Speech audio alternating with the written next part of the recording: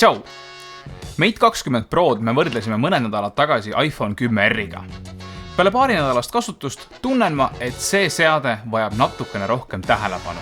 Huawei Mate 20 Pro on uuendusi täis seade, mis näitab konkurentidele nii mõneski aspektis tagatulesid. Esimese külje haarab enda alla 6,39 tolline ja äärtest maha valguv AMOLED ekraan, mis on väga kena. Ülemisse sälku on peidetud nii kaamera kui ka ühelt põhiliselt konkurendilt tuttav 3D näotuvastus ja see toimib muretult. Ekraani alumises osas asub üks põnev sümbol. Selle peale vajutades loeb ekraani all olev sõrmehääl ja lugeja sinu ainulaadset mustrit. Kiiruselt ei ole see võrreldav füüsilise sensoriga. Vahe on millisekundites. Tagumine külg on klaasist, et 4200 mAh akut juhtmevabalt laadida. See pole ainuke peotrikk. Esimene hullumeelsus hakkab põneva sümmeetriaga ruudus pihta. Siin vaatavad vastu 3 sensorit, 8 megapiksline tele, 20 megapiksline megalai ning 40 megapiksline lai. Megalai on midagi, mida tahaks näha kõikides lipulaevades ja see 40 megapiksline lahendus on lihtsalt hullumeelsus. Kas kaamerad on head? Muidugi. Kaamera äpp on Huaweilik ja mulle Mate 10 Prost alates jubedalt meeldinud. Tagumise külje hullus ei lõppe veel. Mate 20 Pro oskab ka teisi seadmeid juhtmevabalt laadida. No, miks mitte? Paar põnevat fakti ka juhtmega laadimise osas.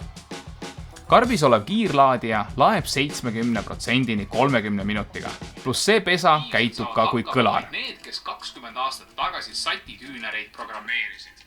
Teised võtavad arvatavasti appi YouTube'i. Sisse logides tervitab meid Huawei enda niinimetatud skin, mis toimetab ilusti kenasti viimase Androidi peal. Visuaalselt ei ole ma kõige suurem fänn olnud, aga samm-sammult muutub ka nende UI ainult paremaks. Kogu seda hullust tassib edasi Huawei 7 nanomeetrine protsessor ja 6 giga RAM-i. Jõudluse osas on seda kombinatsiooni lausa lust kasutada. Praeguseks on vist kõik aru saanud, et Mate 20 Pro meeldib mulle väga. Ja see põhjus on imelihtne. See seade vastab 5 erinevas kategoorias minu isiklikele ootustele.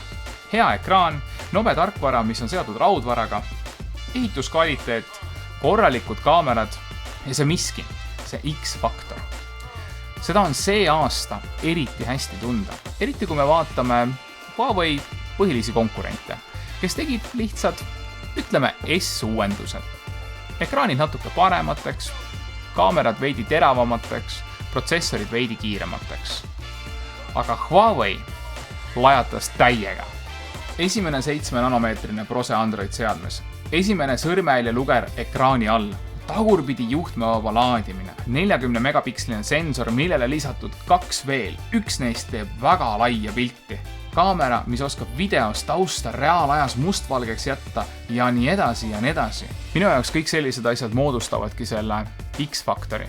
Huawei on üks väheseid tootjaid, kes minu silmis on mõistnud Androidi olemust.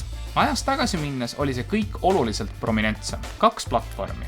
Üks valis stabiilse teekonna ja lisas oma telefonidesse ainult tõesti hästi toimivaid lahendusi. Teine aga eksperimenteeris ja ei kartnud teha beta-teste tarbijate peal. Ehk siis, kui sa tahtsid võimaluste uusimaid saavutusi, võtsid sa Androidi.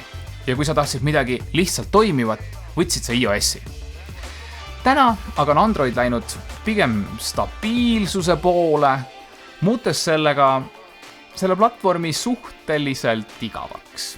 Eriti entusiastide jaoks. Mate 20 Pro toob seda entusiastide tunnetust tagasi, aga ei ohverda stabiilsust või head aku eluiga. Huawei Mate 20 Pro on klassikaline Android ja seda kõige paremas mõttes.